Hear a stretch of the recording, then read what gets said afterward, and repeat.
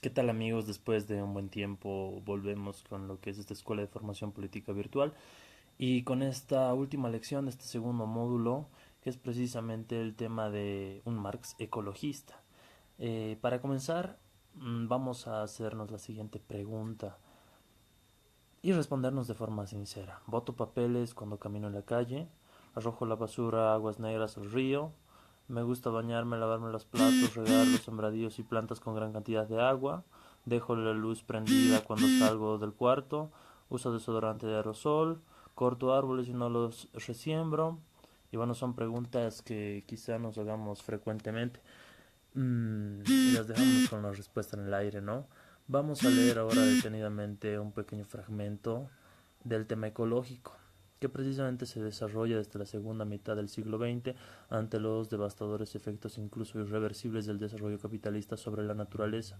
Por consiguiente, podría pensarse que estuvo lejos de la reflexión de Marx y Engels que vinieron del siglo XIX. A pesar de ello, algunos autores le han reclamado a Marx su falta de preocupación ecológica. No obstante, gracias al trabajo de algunos teóricos que se han dedicado a escudriñar la preocupación ambiental de Marx y Engels, se han podido identificar incluso una beta de ecologista en su pensamiento. Es el caso de la investigación de Forster, la ecología de Marx, cuyas principales ideas las sistematiza Jesús Castillo Lozano y que las reproducimos a continuación.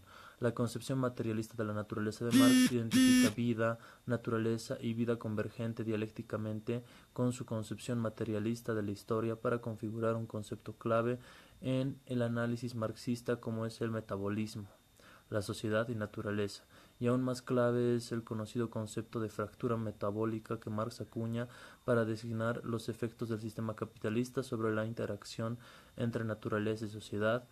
En los Grundrisse, Marx afirma: no es la unidad de la humanidad viviente y activa con las condiciones naturales inorgánicas del intercambio metabólico con la naturaleza y en consecuencia de su apreciación de esta la que requiere explicación o es el resultado de un proceso histórico, sino antes bien la separación existente entre estas condiciones inorgánicas de la existencia humana y esta existencia activa, una separación que se postula por completo únicamente en la relación del trabajo asalariado con el capital. A ver, ¿qué entendemos de esto? Que el sistema capitalista, con la división del trabajo y antagonismo entre ciudad y campo, genera la alienación más básica y fundamental del ser humano con respecto a la tierra, que es, además, dice Foster, condición sine qua non del sistema capitalista y que a su vez fractura e interrumpe el metabolismo de sociedad y naturaleza. Este planteamiento, que sería lo que podríamos llamar vertiente crítica de la ecología de Marx y que recoge el análisis según Forster, hace Marx de la insostenibilidad, es ya para nuestro autor suficientemente revelador de la presencia de Marx de una clara conciencia ecológica. Esta conciencia ecológica también está presente en Engels, en efecto, en su dialéctica de la naturaleza. Él afirma: no nos envenezcamos demasiado de nuestra victoria sobre la naturaleza, porque ésta se venga de cada una de nuestras victorias. A cada momento se nos recuerda que no dominamos la naturaleza como un conquistador a un pueblo extranjero sojuzgado, que no la dominamos como quien es extraña a ella, sino que le pertenecemos en carne y sangre y cerebro y vivimos en su regazo.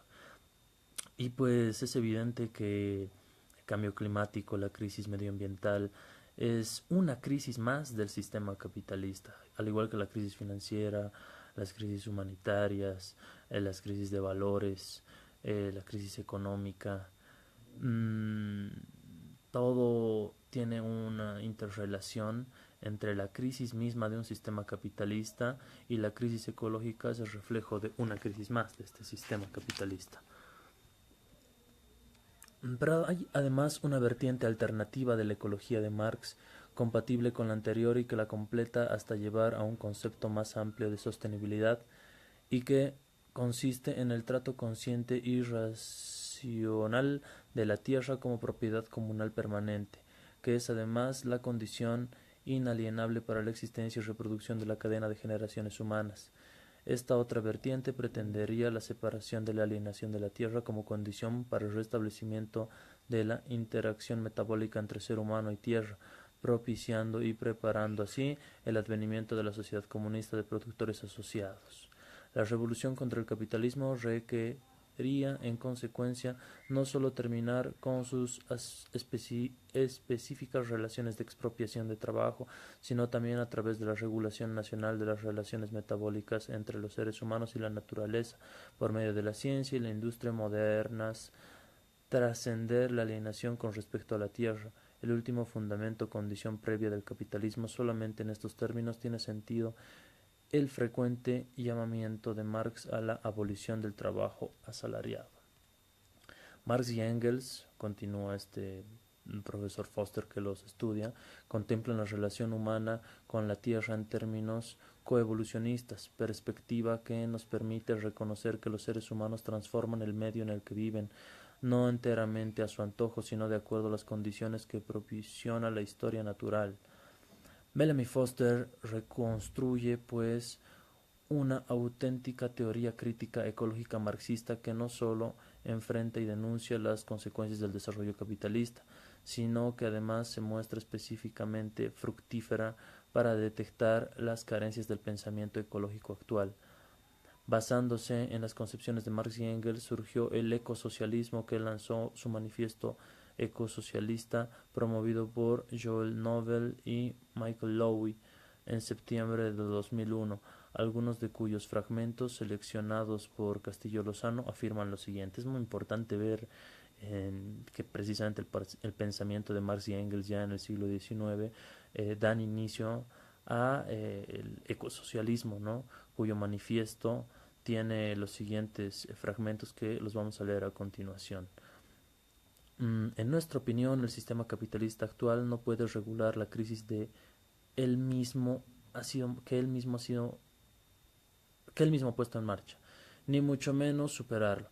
El sistema no puede solucionar la crisis ecológica porque hacerlo requiere fijar límites a la acumulación, la cual es una opción inaceptable para un sistema social sustentado sobre el imperativo de crecer o morir, y no puede solucionar la crisis planteando por el terror y otras formas de rebelión violenta, porque hacerlo significaría abandonar la lógica del imperio, lo que a su vez impondría límites inaceptables al crecimiento y a todo estilo de vida que el imperio define.